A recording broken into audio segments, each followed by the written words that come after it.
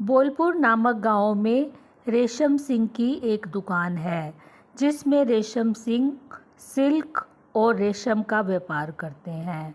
उनका व्यापार दूर दूर तक फैला हुआ है।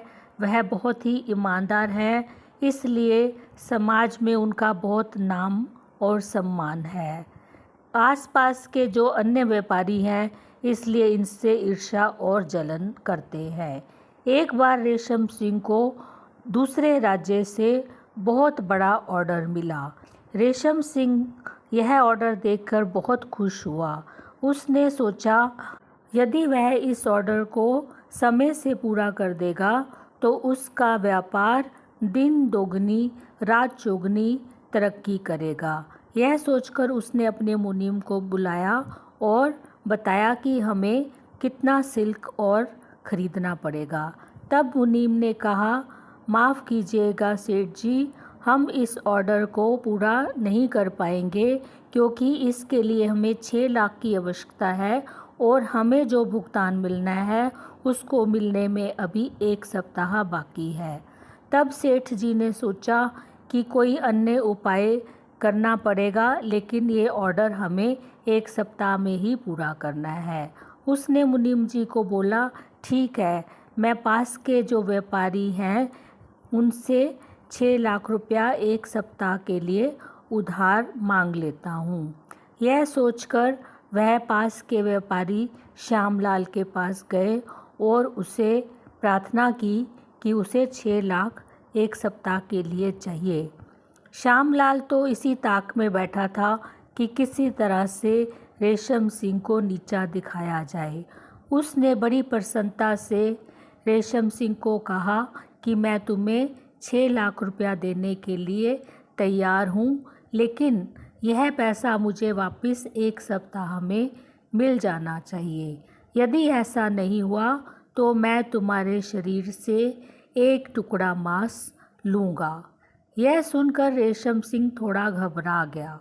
फिर उसने सोचा, ठीक है, अभी मुझे पैसों की ज़रूरत है और मेरा पैसा और भुगतान तो 1 सप्ताह में आ ही जाएगा और मैं इनका पैसा इसे लौटाने में समर्थ हो जाऊंगा। तो रेशम सिंह ने श्यामलाल की इस शर्त को मान लिया और 6 लाख रुपए लेकर अपने घर चला गया।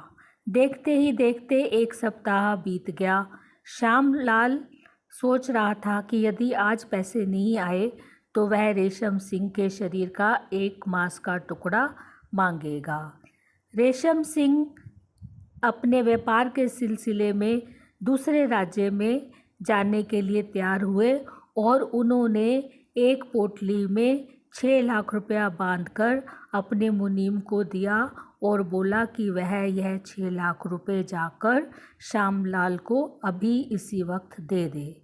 जब श्यामलाल ने देखा कि मुनीम जी 6 लाख रुपए लेकर आए हैं तो श्यामलाल ने वह पैसे लेने से इनकार कर दिया और कहा कि शर्त के हिसाब से रेशम सिंह को यह पैसे देने के लिए स्वयं आना था। क्योंकि उसने शर्त पूरी नहीं की, इसलिए अब उसे उसके शरीर के मांस का 1 टुकड़ा चाहिए। यह सुनकर मुनीम के होश उड़ गए और वह वो पोटली लेकर वापस घर आ गया और घर आकर उसने सारी बात रेशम सिंह को बताई। रेशम सिंह ने जब यह सुना तो वह हक्का बक्का रह गया। रेशम सिंह ने मुनीम से कहा, मैं जानता हूँ कि श्यामलाल अच्छा व्यक्ति नहीं है, लेकिन अब हम कुछ नहीं कर सकते। यह बात बादशाह अकबर के सामने रखना ही उचित होगा। यह सोचकर वह अगले दिन बादशाह अकबर के दरबार में गया और उसने सारी बात अकबर और बीरबल के सामने रखी।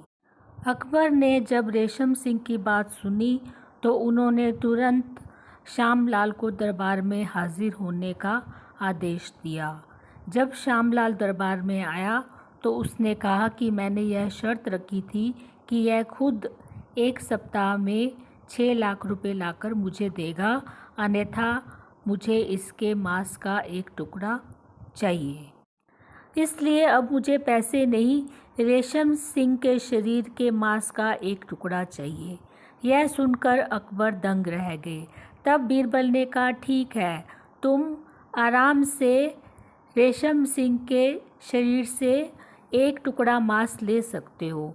यह सुनकर दरबार में बैठे सब लोग दंग रह गए और श्यामलाल तो बहुत खुश हुआ। उसने खुशी खुशी में एक चाकू बाहर निकाला और चाकू लेकर वह रेशम सिंह की ओर बढ़ा। जैसे ही वह रेशम सिंह के पास चाकू लेके पहुंचा तो बीरबल ने कहा, शर्त के मुताबिक तुम सिर्फ रेशम सिंह के शरीर से एक मांस का टुकड़ा ले सकते हो, लेकिन एक भी बूंद रक्त यानी खून नहीं गिरना चाहिए, क्योंकि तुम्हारी शर्त के हिसाब से तुम सिर्फ मांस लेने के अधिकारी हो, लेकिन तुम रक्त बिल्कुल भी नहीं बहा सकते। यह सुनकर श्यामलाल को समझ आ गया कि यह तो मुमकिन नहीं। उसने तुरंत चाकू को नीचे फेंक दिया और बोला, ठीक है, आप मुझे मेरे 6 लाख रुपए वापस दे दो। तब बीरबल ने कहा, नहीं, अब तुम्हें ना पैसे मिलेंगे और ना तुम्हारी कोई सुनवाई होगी। तुम्हें तुरंत बंदी बना लिया जाएगा और तुम आजीवन कारावास में सड़ोगे। तब उसने हाथ जोड़कर माफ़ी मांगी, लेकिन उसे अकबर और बीरबल ने बंदी बनाकर जेल में आजीवन कैद की सज़ा सुना दी। सो फ्रेंड्स, ये कुछ कहानियाँ हमें यह सिखाने के लिए बनाई गई है कि गलत काम का नतीजा हमेशा गलत ही होता है। So that's all for today. Thank you so much.